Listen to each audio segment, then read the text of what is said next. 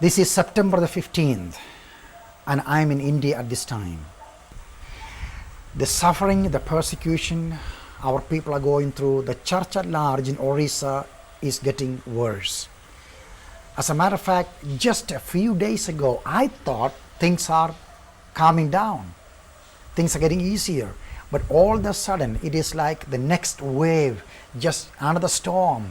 That is, a whole bunch of radicals, they're going around everywhere, burning down the houses of Christians everywhere.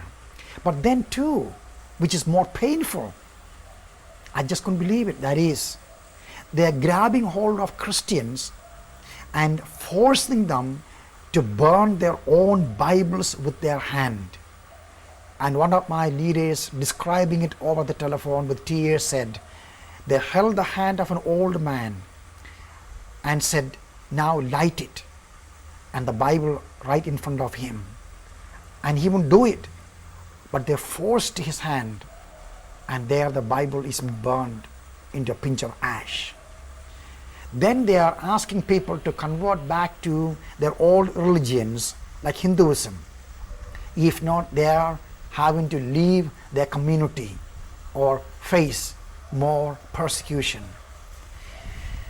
I wish, oh how I wish I could bring some good news, such as things are better. But you know what? Jesus promised these kind of things will happen to his disciples, but the work of the Lord will go on.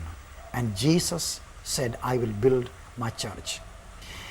And so I ask you to continue pray for Orissa. More information definitely you can read on our website. But then too, persecution from Orissa now is now spreading to other states, such as Jharkhand.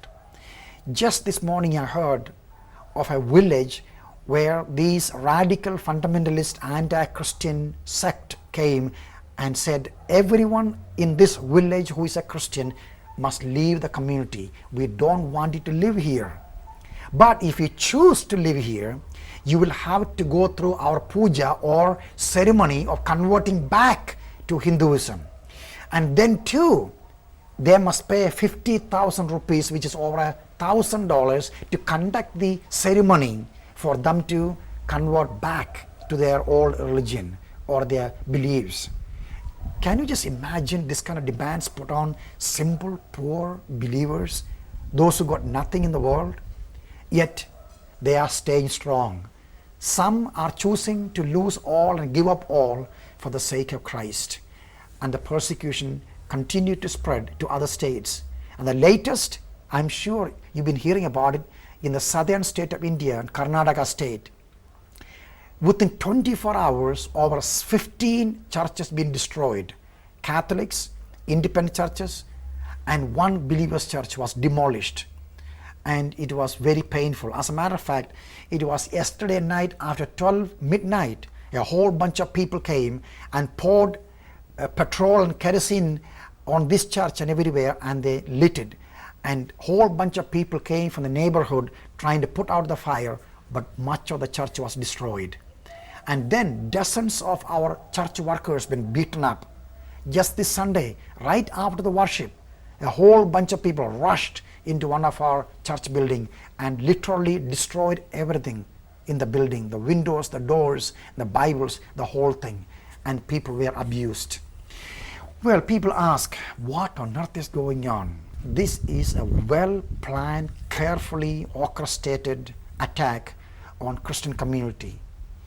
And I don't think this is done by Hindu religious people as such. It is not done by the citizens of India as such. What do you mean by that? Well, I think this whole thing is done by a small group of fanatic fundamentalists in the name of religion that brings such a shame and bad image for this wonderful nation of India. And please continue to pray for the church in India at large. I do not know what the future holds, but it is not looking very bright. Oh no, it is looking bright in the sense Jesus is going to do his work and he's going to strengthen his people. history repeats. And by the way, the very fact that you are hearing these words and taking time to think and pray, you are part of doing something significant for His kingdom and for eternity. And may I say to you, thank you for your prayers and for standing with us during this time of pain and suffering. And the Lord willing, I'll get back to you again. And thank you.